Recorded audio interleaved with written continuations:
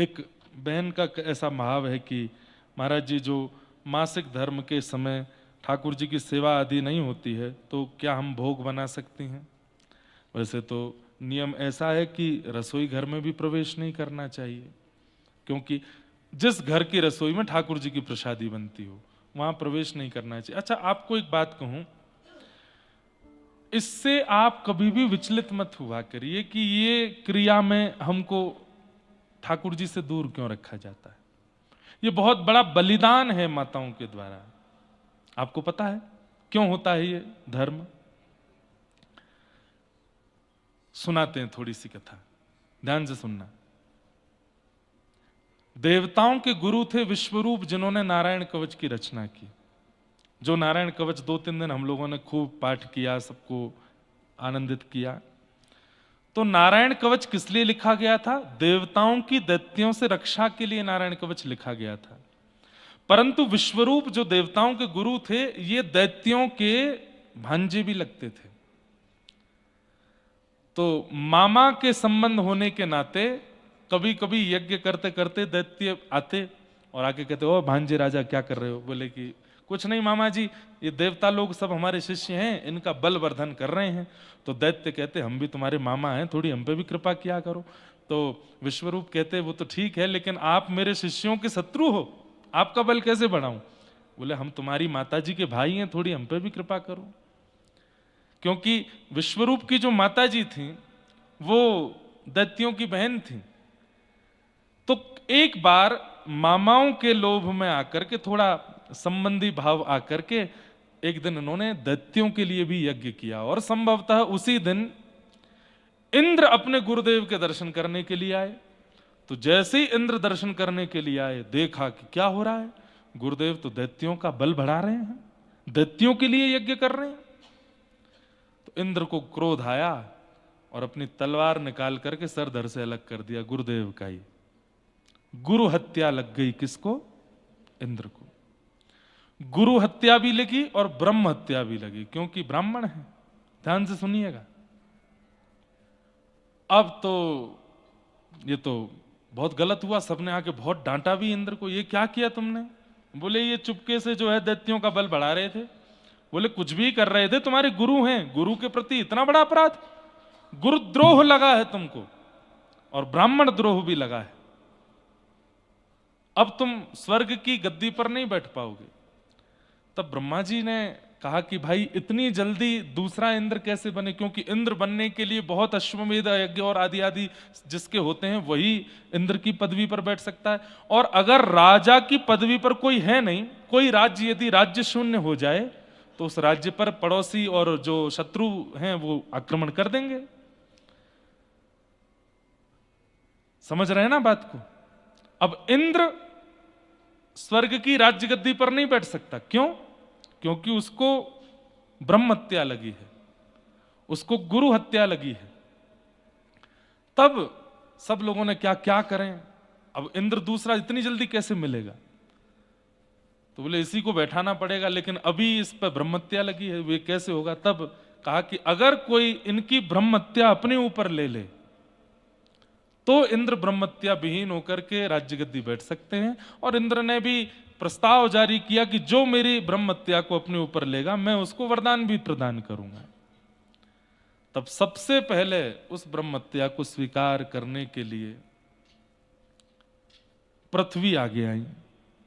तो पृथ्वी में जहां कहीं भी ऐसा बोलते हैं कि जो रक्त वर्ण की जो मिट्टी दिखाई देती है वो ब्रह्मत्या का दोष है। लेकिन इंद्र ने उनको वरदान प्रदान किया कि आप में कितने भी गड्ढे हो जाएं, अपने आप भर जाया करेंगे, आप कभी गड्ढों से युक्त नहीं रहोगी, ये मेरा वरदान है। ब्रह्मत्या को दूसरे रूप में अपने ऊपर स्वीकार किया वृक्षों ने। तो किन्हीं किन्हीं वृक्षों की टहनी या डाल या पत्ते तोड़ने पर जो उसमें से श्वेत दुग्ध प्रकट होता है वो ब्रह्मत्या का स्वरूप है। लेकिन वृक्षों को इंद्र ने वरदान प्रदान किया कि आपको कोई काट दे, जड़ से ना काटे, बीज से काट दे, तो आप पुनर्जागृत हो जाओगे, पुनर्जन्म हो जाएगा। तीसरा ब्रह्मत्या को अपने ऊपर लिया जल। तो जहां कहीं भी जल में फेन प्रकट होता है, झाग हो जाते हैं, उसको ब्रह्म हत्या का दोष माना जाता है। और जल को इंद्र ने वरदान दिया कि आप सबके स्वरूप को बनाने वाले होगे, आप किसी के स्वरूप को बिगाड़ोगे नहीं। और चौथा ब्रह्म हत्या को अपने ऊपर लिया विश्व की माताओं ने। इंद्र राजा बन सके इसलिए, जिसके कारण मास में कुछ अपवित्र दिन उनको रहना पड़ता है।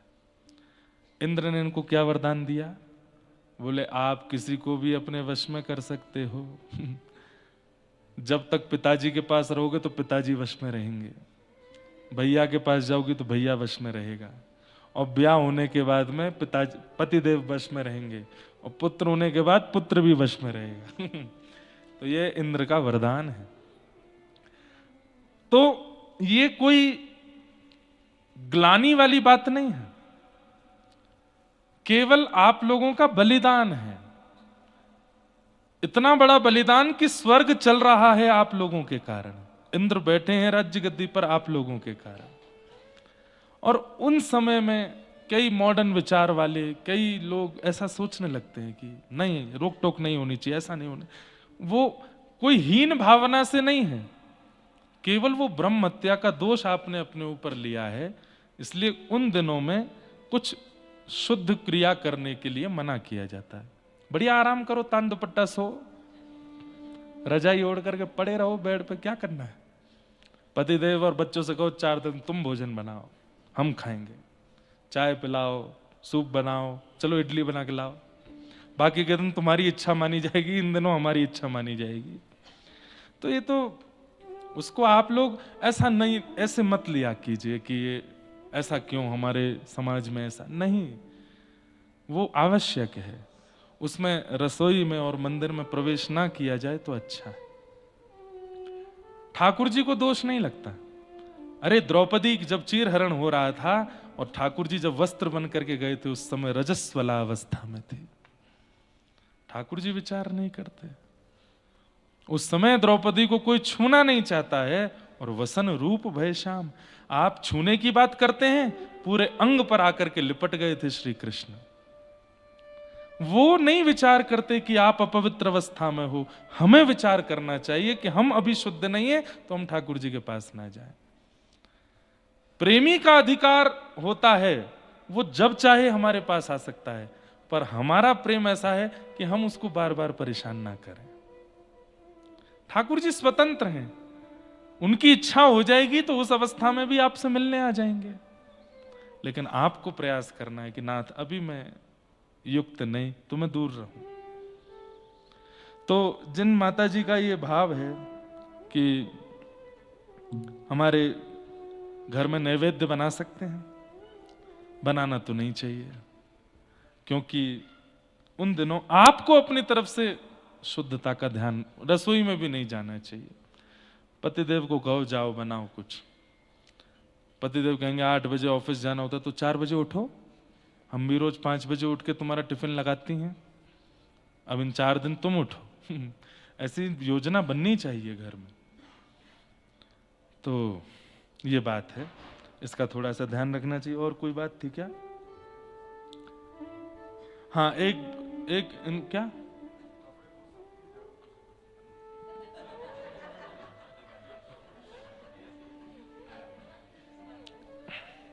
कुछ मत करिए, ये भी पतिदेव से ही करवाइए। पंडित जी कह रहे हैं कपड़े धो सकती हैं, झाड़ू पोछा कर सकते, कुछ नहीं करना है, तान दुपट्टा सो। हाँ, ये भी पतिदेव ही करेंगे, ये भी बालक बच्चे ही करेंगे। ये है अब पुरानी वाली सोच। काय को करे, जब भाई ठाकुर जी की सेवा में परहेज है तो बर्तन मांजना आदि कुछ नहीं करना है। बर्तनों में भी तो प्रसाद ही पाया जाएगा, वस्त्र पहन के भी तो मंदिर जाया जाएगा, क्यों धोए हम? कुछ स्पर्श नहीं करेंगे। वॉशिंग मशीन में भी पति डाल के आएगा, नहीं डालने जाएंगे। मतलब कुछ तो कराओ, नहीं कराना हमें कुछ भी। जब मंदिर में प्रवेश नहीं है, रसोई में प्रवेश नहीं, तो कहीं भी प्रवेश नहीं। बिस्तर पे ही रहो बस, स्नान ध्यान करो, आनंद करो। हाँ, नाम जप माला आदि ये सब भी नहीं, मन ही मन कर सकते हो, मन ही मन ठाकुर जी का स्मरण कर सकते हो। और हाँ, यूट्यूब पे बढ़िया कथा सुन सकते हो, पूरे दिन कथा सुनो। श्रवण करने में, ग्रहण करने में किसी में दोष नहीं है, आप कर सकते हो। फिर एक का भाव है कि महाराज जी मैं अपने लाला को हर जगह लेके जाती हूँ जब हम घर से दूर जाते हैं, पर मैं लाला का पूरा ध्यान रखती हूँ जितना मुझसे हो सकता है, क्योंकि घर पर अकेले नहीं छोड़ सकती मैं लाला को। क्या ये सही है? देखो, आपने एक बात यहां पर कह दी जिससे थोड़ी सी मन में संशय आ गया, जितना मुझसे हो सकता है।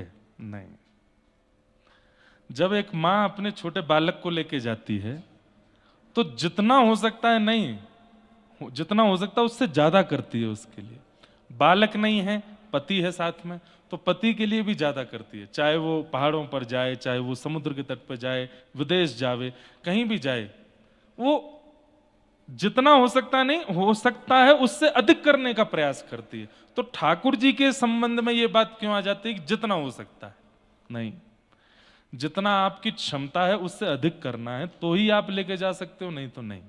दूसरी बात, इतने बड़े बड़े आचार्य हमारे सब कथाएं करते हैं, भ्रमण पर रहते हैं, शंकराचार्य भगवान हों, चाहे हमारे रामानुजाचार्य हों, जगत गुरु आदि सब हों, हम भी कथा करते हैं, हम भी ठाकुर जी लेके चलते थे, अभी तो थोड़ा विश्राम दिया है।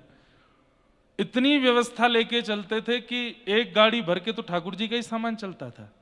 लाल जी जहां भी विराजते थे, एक गाड़ी भर के ठाकुर जी का सामग्री चलती है, उनका पूरा सिंहासन चलेगा, सारे बर्तन चलेंगे, एक एक चीज चलेगी, खिलौने चलेंगे, ऊपर का छत्र चलेगा, चमर चलेंगे, और वो ऊपर जो धारण कराए जाते हैं चंदोबा चलेगा, पिछवाई चलेगी, इतना सामान लेके चलते थे। ठाकुर अपने लिए बैग एक हो, लेकिन ठाकुर जी के 4 बैग चलते थे, तब ठाकुर जी को बाहर ले जाने में सुख मिलता। फिर उसमें भी पूरे रास्ते की व्यवस्था। अब जैसे हमको काठमांडू यहां आना होता और अगर लालजी संग आ रहे होते तो योजना कैसे बनती? वृंदावन से दिल्ली जाएंगे, दिल्ली एयरपोर्ट पर किसी वैष्णव के यहाँ से प्रसाद आएगा, ठाकुर जी का भोग लगेगा, उसके बाद फ्लाइट में बैठेंगे, फ्लाइट से उतरते ही काठमांडू पहुंचेंगे, काठमांडू पहुंचते ही किसी वैष्णव के यहाँ से प्रसाद आएगा, पहले ठाकुर जी का भोग लगेगा, फिर पशुपतिनाथ दर्शन करेंगे, वहां से निकल के फिर पोखरा आएंगे, पोखरा आते ही किसी वैष्णव के घर से प्रसाद आएगा, वैष्णव के घर से ही आएगा, और वो वैष्णव हमारे संपर्क में, पहचान में होगा। तो अगर कोई स्थान पर संपर्क का कोई वैष्णव नहीं है तो वहां हमारे रसोईया बाबा पहले पहुंचेंगे और पहुंच करके ठाकुर जी के लिए प्रसादी सिद्ध करेंगे, उनका भोग लगेगा, या फिर जहां रसोई है वहां से प्रसाद बन के पहले आ जाएगा, ठाकुर जी को भोग लगेगा, फिर ठाकुर जी शयन करेंगे। अगले दिन सुबह बाल भोग करके ठाकुर जी पहाड़ी यात्रा पर निकलेंगे। बीच रास्ते में 2 जगह कहीं ना कहीं प्रसाद की व्यवस्था होगी, दोनों जगह प्रसाद पाते हुए फिर मुक्तिनाथ पहुंचेंगे। यहाँ आते ही ठाकुर जी बढ़िया काढ़ा पियेंगे गरम गरम, उसके बाद शयन करेंगे। अगर लाल जी आते तो ये नियम होता, वहां फिर आप स्वतंत्र, आप चलो, और आपके अनुसार ठाकुर जी नहीं रहने चाहिए, ठाकुर जी के अनुसार आप रहो, तब तो आप ठाकुर जी को लेके जा सकते हो। और इसमें कितने पापड़ बेलने पड़ते हैं ये हम जानते हैं। तो क्या करें, अब घर छोड़ के जाएं ठाकुर जी को? लेके जाओ, इतनी व्यवस्था करो, लेकिन अगर घर छोड़ के जाओ तो कैसे जाओ? सुनो, हमारे यहां मानसी सेवा का बहुत सुंदर विधान है। जैसे आप 2-3 दिन के लिए कहीं जा रहे हो और आपको पता है कि मैं व्यवस्था नहीं कर पाऊंगा, तो ठाकुर जी के सन्मुख खूब बढ़िया उस दिन अच्छी सामग्री बनाओ घर में प्रसाद की। ठाकुर जी से कोई बात मनवानी हो तो भोजन बढ़िया बना दो बस। ऐसे हमारे लाल जी जो हैं चटोरे हैं, जो प्रसाद सुंदर देख करके आनंदित हो जाते हैं। खूब सुंदर प्रसादी सिद्ध करके ठाकुर जी का भोग लगाओ। 4-5 दिन के लिए ठाकुर जी के खूब सुंदर सुंदर लड्डू और मिष्ठान प्रसादी डिब्बा में रख के बगल में धर दो, कुछ फल पास में रख दो, और ठाकुर जी से निवेदन करके जाओ, जय जय, अभी तक तो हम थे और आपका भोग आदि सब चल रहा था, ये घर का एड्रेस है, ये घर का नंबर है, ये घर का पता है, मधुमंगल, श्रीदामा, तनसुका, मनसुका सबको भेज दो, मैसेज कर देना, आप सबको बुला लीजिए, हम इतने बजे निकल जाएंगे, उसके बाद पूरा घर आपका है। यशोदा मैया आमे, किशोरी जी आमे, सब सखा ग्वाल बाल आमे, वहां रसोई में आटा रखा है, वहां पे दाल रखे हैं, वहां चावल रखे हैं, वहां पे पतीला रखा है, वहां पे भगोना रखा है, उधर पानी है, फ्रिज में इतनी सामग्री धरी है, सारी लिस्ट ठाकुर जी के आगे धर जाओ और ठाकुर जी कहो 3 दिन के लिए हम जा रहे हैं। और ठाकुर जी को खूब बढ़िया प्रसादी पवा के, बढ़िया इत्र की सेवा करके ठाकुर जी को पौढ़ा दो, पौढ़ा करके शयन की अवस्था में करके जलझारी जी, बंटा जी भोग आदि खूब सारा सन्मुख पधरा के, भोग कौन सा? सूखा भोग जो खराब ना हो, ऐसा भोग ठाकुर जी के सन्मुख पधरा के और फिर आप जा सकते हैं। किस भावना से? कि अब घर में सब हैं, मधुमंगल हैं, श्री दामा हैं, यशोदा मैया हैं, नंद बाबा हैं, रोहिणी मैया हैं, बलभद्र जी हैं, राधा रानी हैं, सब घर में आ गए हैं। पूरा व्रजमंडल का आवाहन करके जाओ। 3 दिन लाला का आप ध्यान रखना। आप अनुभव करेंगे 3 दिन बाद जब लौट के आओगे ना, कुछ तो अनुभव होगा कि ठाकुर जी की अब आप सेवा नहीं कर रहे थे, अब मानसी भाव से कोई और सेवा कर रहे थे। 6 महीने के लिए बद्रीनाथ जी भी तो मानवों के लिए बंद होते हैं। 6 महीने के लिए जब बद्रीनाथ जी का विश्राम होता है, उस समय नारद जी का आह्वान किया जाता है। और वहां पर बद्रीनाथ जी में बड़ी सुंदर प्रथा, पहले यहां भी 6 महीने के लिए बंद होते थे, बल्कि यहां तो बद्रीनाथ से ज्यादा बर्फ पड़ती है, लेकिन यहाँ के एक राजा हुए, उन्होंने फिर वो नियम बंद कर दिया। अब ये 12 महीने खुलते हैं दिसंबर में, लेकिन गाड़ी से नहीं आ सकते आप ऊपर, जोम सोम के पास से पैदल आना पड़ेगा, बर्फ बहुत होती है, या फिर मार्ग खुला हो तो आ सकते हो, नहीं तो बहुत बर्फ होती है यहाँ पे। तो बद्रीनाथ में क्या नियम है? माना गांव की एक गैया, माना गांव की एक गैया जिसकी एक ही लाली हुई हो, बछिया हुई हो, उसके दूध से बना हुआ घी वो माना गांव से आएगा। फिर माना गांव में एक जो वहां के क्षेत्रीय लोग हैं, उनकी 8 वर्ष की जो कन्या होगी, वो एक कोई विशेष जाति है, उस जाति की 8 वर्ष की कन्या अपने हाथ से एक स्वेटर जैसा बुनती है, और जो स्वेटर बुनेगी जिस धातु से, जिस वस्तु से, जिस ऊन से, वह भी उस भेड़ का होना चाहिए जिसके अभी बालक नहीं हुए हैं, कुंवारी भेड़, उसके अंग से निकले हुए वस्त्र से वो स्वेटर बनता है, मतलब एक वस्त्र बनता है। वो ला करके वही बालिका लेकर के आएगी, खूब ढोल नगाड़े बजते हुए आते हैं माना से, वो रिचुअल देखने वाला है।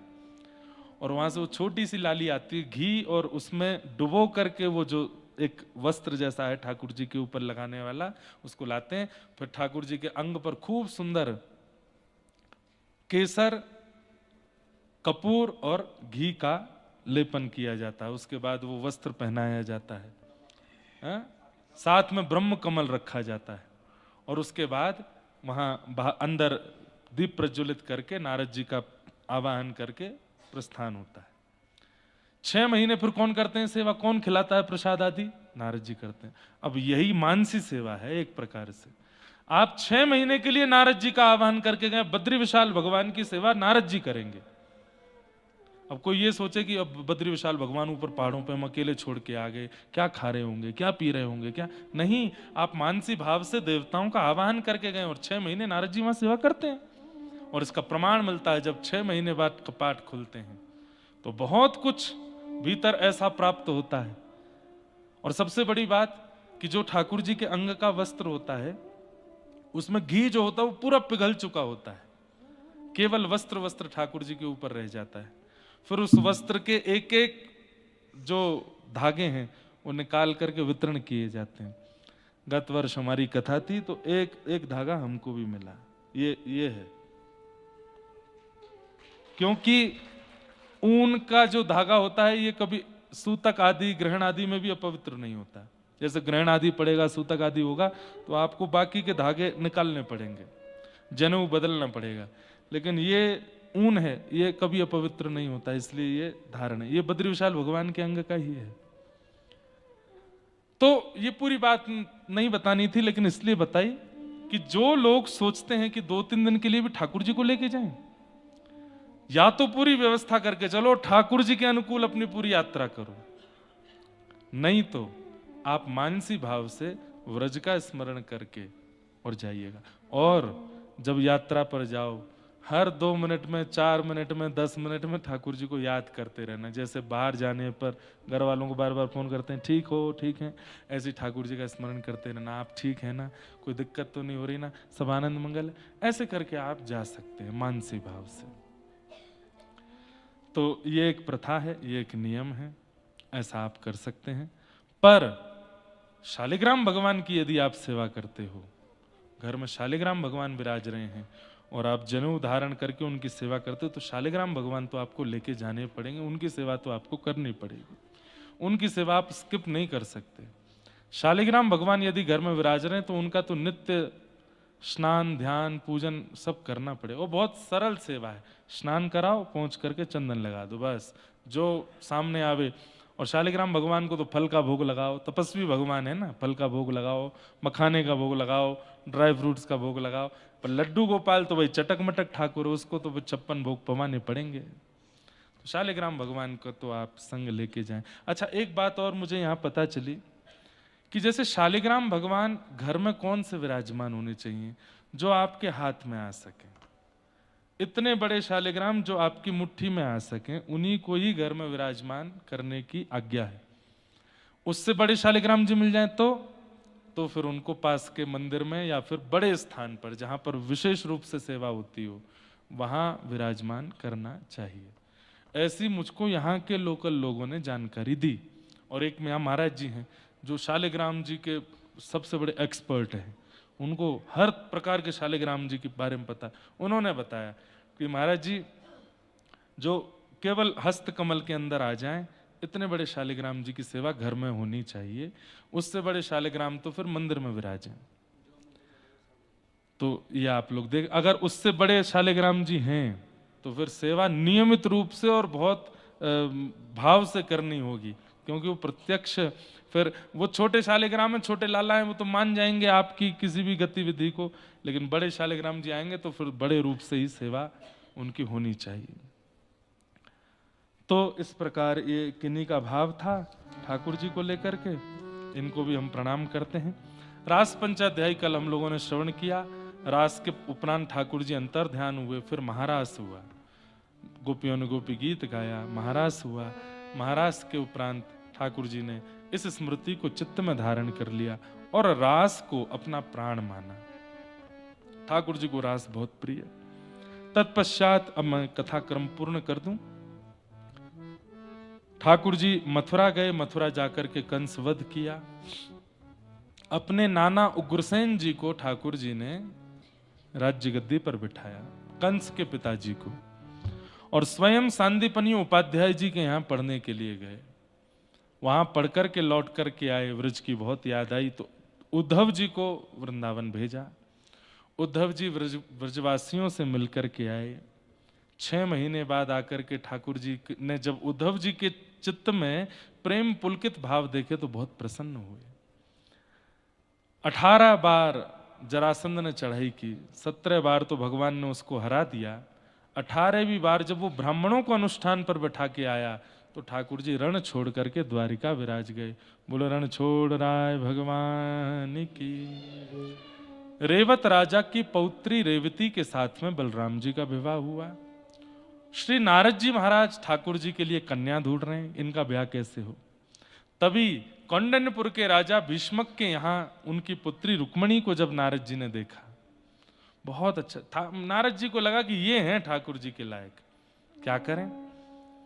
तो इतनी सुंदर कथा है भागवत जी की कि भीष्मक राजा के यहाँ नित्य कथा गाने वाले आचार्य जन आते थे।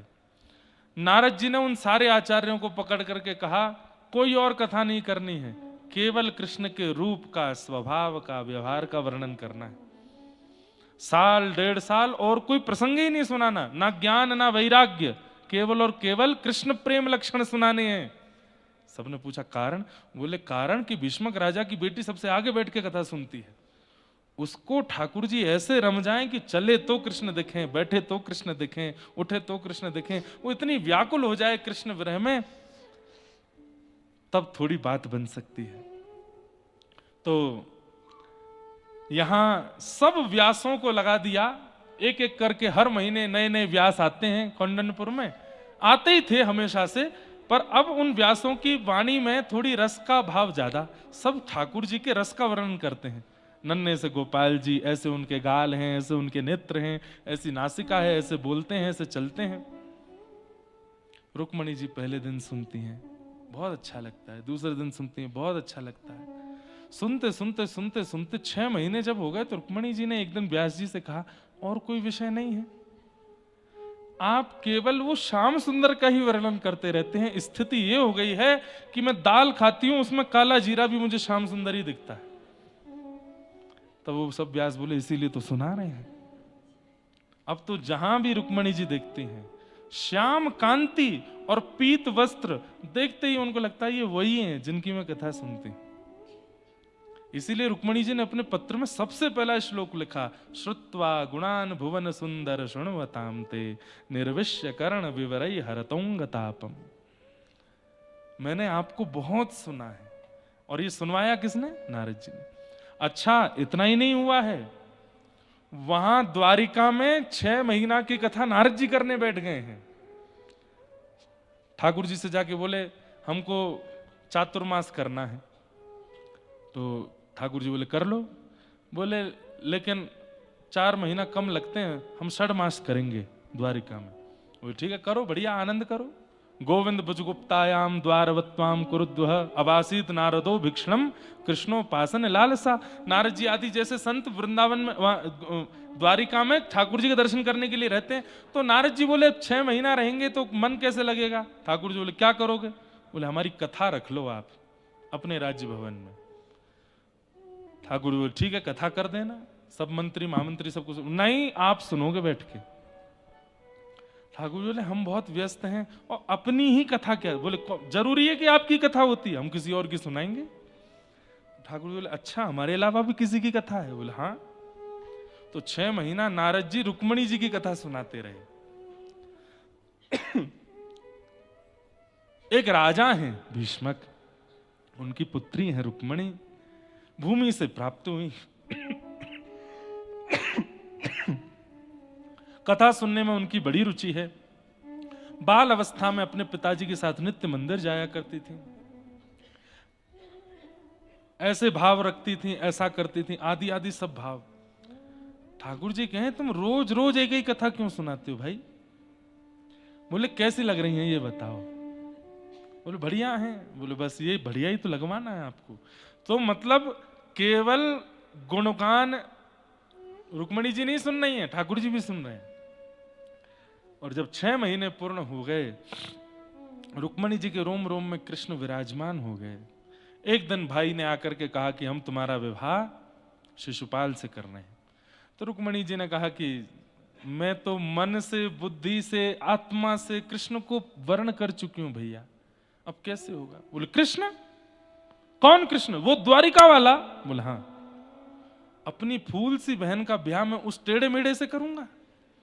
कोई कहता उसका पाम टेढ़ा, कोई कहता उसका हाथ टेढ़ा है, कोई कहता उसके। बोले, भैया आपने देखा कभी उनको? बोले, देखा नहीं है, सुना ही है। और मैंने तो सुना है कि वो काला है। मेरी ऐसी ऐसी चंद्रमा जैसी बहन को मैं उस कालिया से ब्याह कराऊंगा? भैया मैं वही तो कह रही हूं, आपने देखा उनको? देखा नहीं है पर सुना। और सुन, उसकी बिरादरी का नहीं पता, ये कंफर्म ही नहीं है कि वो बेटा किसका है। कोई कहता है नंद जी का बेटा, कोई कहता है देवकी का। और जेल में जन्म हुआ उसका, जेल में, कारागृह में जन्म हुआ, ऐसे से अपनी बहन का ब्याह करूंगा मैं? और कईयों तो ऐसा भी कहते हैं कि वो अयोनिज है, उसका जन्म ही नहीं हुआ, वो कहीं और से प्रकट हो गया, मैं कैसे ब्याह कर दूं? रुक्मणी जी बोली, भैया मैं भी तो पिताजी को खेत में ही प्राप्त हुई थी ना, तो ये बातें तो मेरे लिए भी बन सकती हैं कि मेरे पिता का भी कोई अता पता नहीं। ऐसा क्यों बोलती है? बोले, जब मेरे लिए बुरा लग रहा है तो आपको उनके लिए कैसे कह रहे हो आप? लेकिन रुक्मी ने एक बात भी नहीं मानी और शिशुपाल से सगाई कर दी रुक्मणी जी की। रुक्मणी जी ने अपनी भाभी से कहा, तो भाभी ने कहा, तुम तो इतना व्याकुल हो रही हो उनसे ब्याह करने के लिए, वो तुम्हें जानते भी हैं द्वारिकाधीश? बोले, जानते तो नहीं होंगे। तो बोले, ऐसे कैसे फिर? मतलब तुम उनसे बिना मिले, बिना जाने, बिना परिचय तुम यहाँ जो है विवाह के आनंद बनाए जा रही हो? एक पत्र तो लिखो। तब रुक्मणी जी ने पत्र लिखा। 7 श्लोक लिखे, मानो इन 7 श्लोकों में ठाकुर जी से विवाह कर लिया। 7 श्लोक लिख करके एक ब्राह्मण के हाथ भिजवाए। ब्राह्मण ने जाकर के जैसे भगवान को पत्र दिया, ठाकुर जी ने पत्र खोल करके समझ गए कि ये पत्र तो थोड़ा जो है हृदय वाला है, तो आप ही पढ़ के सुनाओ। ब्राह्मण देवता बोले, जैसे पत्र पढ़ने लगे, प्रथम श्लोक सुनते ही ठाकुर जी बोले चलो। बोले कहाँ? जिन्होंने भेजा उनके घर चले, इन्होंने हमको बुलाया है, आमंत्रण दिया है, चले। पूरा पत्र तो पढ़ लीजिए, एक एक बात समझते, और मुझसे थोड़ा पूछ तो लीजिए वो देखने में कैसी हैं आती। बोले मैं जानता हूं ये वही है नारद जी जिनकी कथा सुनाते थे, मैं इनको भली भांति पहचान गया हूं। और रही बात, मुझे एक गुण देखना है अपने जीवन साथी में। सोचिए, भगवान कह रहे हैं मुझे अपने जीवन साथी में एक गुण देखना है, और वो गुण पहले श्लोक में ही लिखा है। क्या? श्रुत्वा गुणान भुवन सुंदर शृण्वताम ते, कि मैं आपकी कथा सुनती हूं। ठाकुर जी बोले वो मेरी कथा सुनती है, इसका मतलब सर्वगुण संपन्न है, मेरे स्वीकार की अधिकारिणी है, उसमें सारे गुण होंगे, लक्षण होंगे। और भगवान ने रुक्मणी जी को पत्र पा करके सुदेव ब्राह्मण के साथ गए और कौंडन्यपुर से जाके हरण करके लेकर के आए। फिर बाद में वसुदेव जी ने भीष्मक राजा से कह के विवाह की योजना बनाई और ठाकुर जी का रुक्मणी जी से विवाह हुआ। बोलो रुक्मणी रमण भगवान की। दूसरा विवाह भगवान का जाम्बती से, तीसरा सत्यभामा से, चौथा कालिंदी से, पांचवा मित्रविंदा से। इस प्रकार भगवान के 8 प्रमुख विवाह। भौमासुर राक्षस के यहाँ से 16,100 राजकुमारियों को मुक्त किया, तब भगवान के 16,100 विवाह और हुए। भगवान 16,108 रूप धारण करके द्वारिका में समस्त पत्नियों के साथ एक ही समय पर रहते हैं। इसलिए इस विषय पर संशय मत करना कि इतने विवाह कैसे हो सकते हैं। वो कर्तुम अन्यथा कर्तुम परमेश्वर, जो कोई नहीं कर सकता वो भी जो कर सके वो परमात्मा है, और जो सब कर सकते हैं वो भी ना करे वो परमात्मा है। उन्होंने सबके साथ विवाह किया। नारद जी एक दिन ग्रहचर्या भी देखने आए, वो भी आश्चर्यचकित हो गए कि भगवान एक ही समय पर सारी पत्नियों के साथ एक साथ रहते हैं। और हर पत्नी, नारद जी तो कहे थे कि मुझे कोई शिकायत करेगी कि मेरे पास तो रहते ही नहीं है। नारद जी बोले मजा आएगा। दुनिया की पत्नियां अपने पति की बुराई ही करती रहती हैं, शिकायत ही करती रहती हैं, अब ठाकुर जी की जब कोई शिकायत करेगा कितना अच्छा लगेगा। नारद जी महाराज बोले स्तुति तो बहुत सुनी, आज थोड़ी सी जो है शिकायत सुन के आऊं ठाकुर जी की। जैसे ही पहुंचे रुक्मणी जी के भवन में, तो वहां ठाकुर जी प्रसाद पा रहे थे, रुक्मणी जी पवा रही थी। नारद जी महाराज आए, नारद जी आए तो अरे अरे नारद आए हैं, रुक्मणी नारद आए, प्रणाम करो। ठाकुर जी तो जानते हैं मन की, ये नारद जी क्या देखने आए हैं। रुक्मणी जी गई, आइए आइए, आपकी भी चौकी लगाई, थाली लगाई, पाओ ठाकुर जी के संगी प्रसाद पाओ। प्रसाद आदि पा करके जी तो जैसे ही प्रसाद पा रही थी, प्रसाद पा रहे थे, थोड़ा कथा विश्राम हो जाए। प्रसाद पा रहे थे, पाते पाते प्रसाद नारद जी महाराज ने कथा विश्राम कर ले।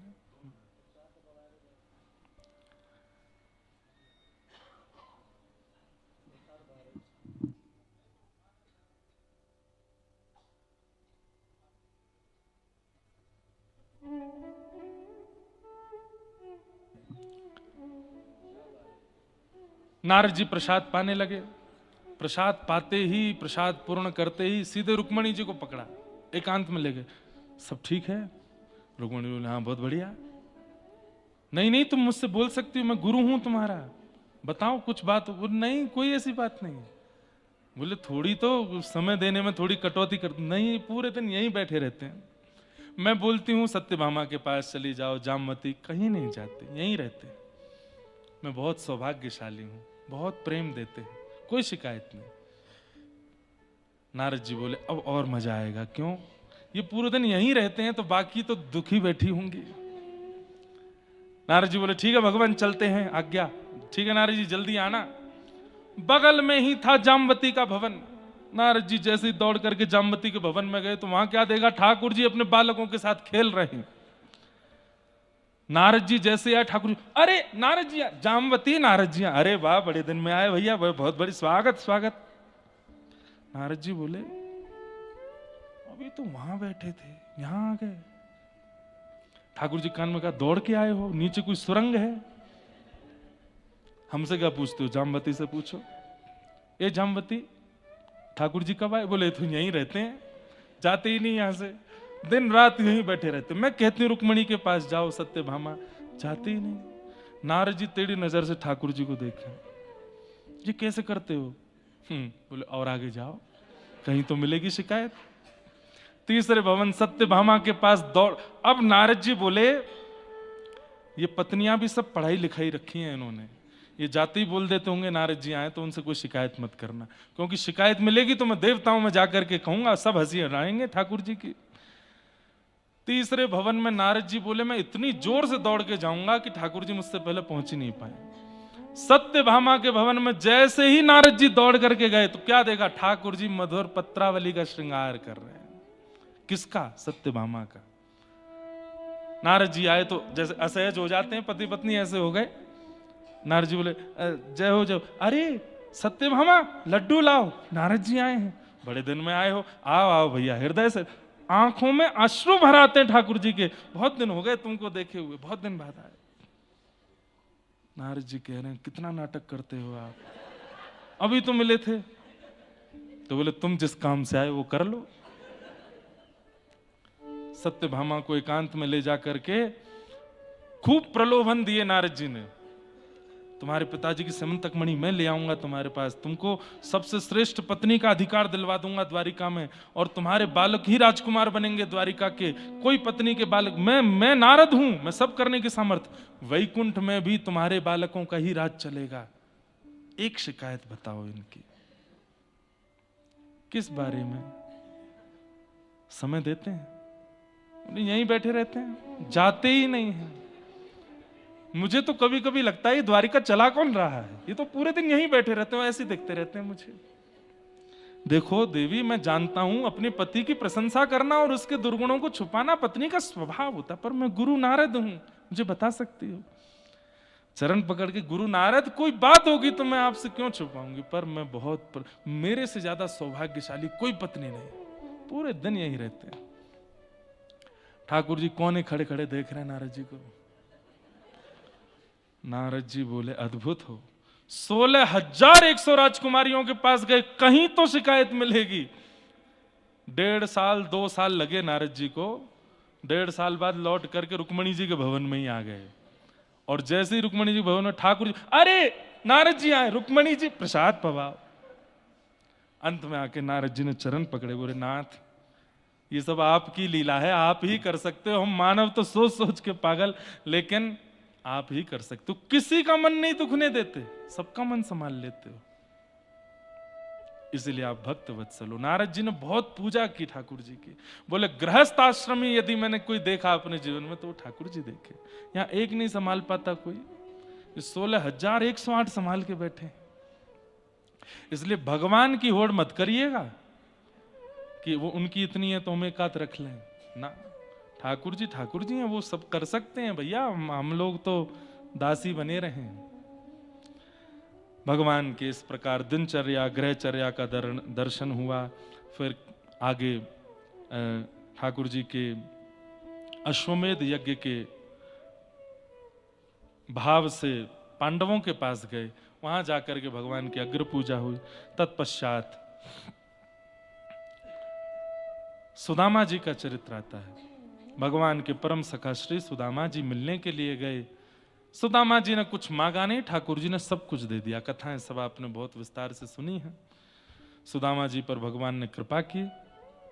भगवान अपने बालकों को समझाते हैं, रूप यौवन संपत्ति, रूप यौवन संपत्ति, बहुत सम्मान और अविवेक, गैर सत्संग, ये 5 यदि जीवन में होंगे तो पतन होना निश्चित है।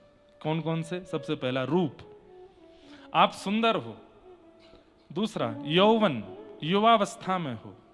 तीसरा संपत्तिवान हो, बहुत धन है आपके पास।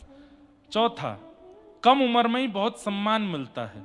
और पांचवा सत्संग का ना होना। इन चारों के होते हुए सत्संग जीवन में नहीं है तो आपका पतन होने से कोई नहीं रोक सकता। इसलिए ठाकुर जी कहते हैं कोई भी गुण है आपके पास, यदि उस गुण से अपना पतन नहीं करवाना चाहते तो सत्संग करते रहा करो। भगवान अपने पुत्रों से कहते हैं तुम्हारे पास सब है, तुम सुंदर भी हो, यौवन भी है, संपत्तिवान भी हो, सब कुछ तुम्हारे पास है, परंतु सत्संग नहीं करते हो। तो बच्चे भगवान से बोले कि आप हमारे पिताजी, आप हमारे चाचा लगते हैं, आप हमारे ताऊ, भगवान हमारे पिता हैं, हमको कथा सुनने की क्या आवश्यकता। ठाकुर जी बोले ऐसा नहीं, सत्संग किया करो, क्योंकि सत्संग निर्माण करता है। जो माता पिता नहीं कर पाएंगे, वंश नहीं कर पाएगा, परिवार नहीं कर पाएगा, वो निर्माण सत्संग करेगा। इसलिए सत्संग में जाया करो, नहीं तो किसी दिन तुमसे अपराध बनेगा और उस अपराध के कारण सब नष्ट हो जाओगे। तब भगवान की बात नहीं मानी। शाम्ब को साड़ी पहना करके एक दिन संतों की परीक्षण करने के लिए सारे बालक उसको नई दुल्हन बना के ले गए और संतों, जहां संत जन बैठ के तपस्या कर रहे थे, जाके पूछने लगे इसके गर्भ में लाला है कि लाली, ये बताओ। संतों ने नेत्र बंद करके ध्यान लगा करके जब देखा भगवान का पुत्र शाम्ब, श्राप दे दिया कि इसके गर्भ से लोह पिंड जन्मेगा और पूरा यदुवंश नष्ट होगा। घिस करके उस लोह पिंड को समुद्र में डाल दिया, लेकिन गुरुजनों की, ब्राह्मण जनों की एक बार मुख से निकली हुई बात लग के ही रहती है, उसको कोई नष्ट नहीं कर सकता। देखते ही देखते एक दिन किसी कारणवश यदुवंशियों में युद्ध हुआ और संपूर्ण यदुवंश लड़ झगड़ करके नष्ट हो गया। भगवान अपने ही यदुवंश को नष्ट होते हुए देखते रहे, क्योंकि ठाकुर जी चाहते थे कि अब मेरे बाद, मेरी लीला संवरण के बाद ये लोग पृथ्वी के भार बन जाएंगे। क्यों? क्योंकि ये सब कुछ है इनके पास में और विवेक नहीं है, सत्संग नहीं है, इसलिए इनका नष्ट होना जरूरी है। दाऊ दादा भी क्षीर सागर में प्रवेश कर गए। भगवान वृक्ष के नीचे बैठे हैं, उद्धव आदि कुछ अपने प्रिय जनों को ज्ञान उपदेश कर रहे हैं। ज्ञान उपदेश करते हुए उद्धव ने कहा कि नाथ अब, बोले अब मैं प्रस्थान करूंगा, मेरी लीला पूर्ण हुई, अब कलिकाल में मेरा अनुभव करना हो तो श्रीमद् भागवत जी की कथा सुनना, वो मेरा ही स्वरूप है। एक एक श्लोक मेरा रों है, एक एक अध्याय मेरी ग्रंथियां हैं। श्रीमद् भागवत यानी कि सचल श्री कृष्ण, शब्द में श्री कृष्ण, वांग में श्री कृष्ण, उनकी शरण में चले जाना। और भगवान एक दिव्य ज्योति में प्रकट होकर के 7 बार आकाश में भ्रमण किए। तिरोधाय प्रविष्टोयम श्रीमद् भागवतार्णवम्। और ठाकुर जी भागवत जी में आके, उस समय भागवत जी कौन सी थी? चतुश्लोकी भागवत, जो अहमेवासमेवाग्ये नान्यद्यत् सत् सत् परम, जो भगवान ने ब्रह्मा जी को सुनाई है, उसमें ठाकुर जी विद्यमान हुए और ब्रह्मा जी से कहा था कि इसका विस्तार करवाना। ब्रह्मा जी ने वही नारद जी को दी और नारद जी ने वेदव्यास जी ने उसी के 18,000 मंत्र प्रकट किए, जो कि श्रीमद् भागवत समेता हम सबके सन्मुख है। ये साक्षात भगवान श्री कृष्ण है। भगवान लीला पूरी करके प्रस्थान कर गए। उद्धव को बद्रिकाश्रम जाने की आज्ञा दी, मैत्री मुनि को हरिद्वार जाने की आज्ञा दी, और यहां अर्जुन को सब पटरानियों को लेकर के व्रज जाने की आज्ञा की। लेकिन बीच रास्ते में ही ठाकुर जी रूप बदल के आए, अर्जुन से सारी पटरियों को हरण करके ले गए। क्यों? अर्जुन को भी एक बात का अभिमान था कि मैं गांडीवधारी हूं, मैं बहुत बलवान हूं। तो ठाकुर जी बता गए कि मेरे बिना धनुष भी किसी काम का नहीं है, और सब पत्नियों का हरण करके ठाकुर जी ले गए। अर्जुन ने जाकर के सब समाचार पांडवों को बताया, पांडवों ने स्वर्गारोहण किया, परीक्षित को राजा बनाया, परीक्षित को 7 दिन में मरने का श्राप लगा। शुकाचार्य जी ने आकर के भागवत की कथा सुनाई। आज 7वां दिन विश्राम हुआ। शुकाचार्य जी उठ करके प्रस्थान कर गए। परीक्षित को तक्षक सर्प ने स्पर्श किया। दिव्य धाम गोलोक से एक विमान आया और उस विमान में परीक्षित विराजमान होकर के भगवत धाम को प्रस्थान कर गए। बोलो भागवत महापुराण की जय।